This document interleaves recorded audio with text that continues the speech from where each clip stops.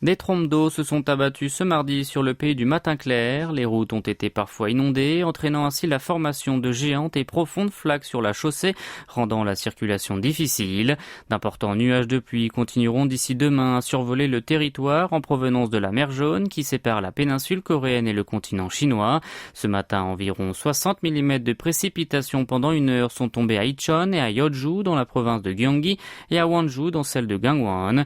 Même si les averses s'arrêtent de temps en temps, le ciel reste quant à lui très gris et menaçant.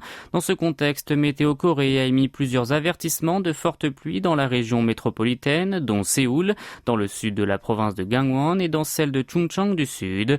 Elle a prévu de cet après-midi jusqu'à mercredi matin 30 à 70 mm de pluie par heure, principalement dans la moitié sud, plus précisément dans les régions centrales, dans tout le Jeolla et dans le nord de la province de Gyeongsang du Nord. L'ouest du pays sera particulièrement touché par les intempéries entre aujourd'hui et demain. Tout le nord du pays, englobant notamment le Gyeonggi et le Gangwon, observera entre 50 et 120 mm. Plus de 150 mm se déverseront dans le nord de la province de Chungcheong, de celle de Jeolla du sud et dans la partie supérieure de celle de Gyeongsang du nord. La zone la plus sous les eaux sera incontestablement le sud du Chungcheong et le Jeolla du nord avec plus de 200 mm attendus. Les littoraux et l'île méridionale de Jeju seront aussi sujets à ces pluies diluviennes, mais dans une moindre mesure. Météo Corée recommande aux habitants de rester vigilants et de se préparer aux potentiels dégâts causés par la mousson.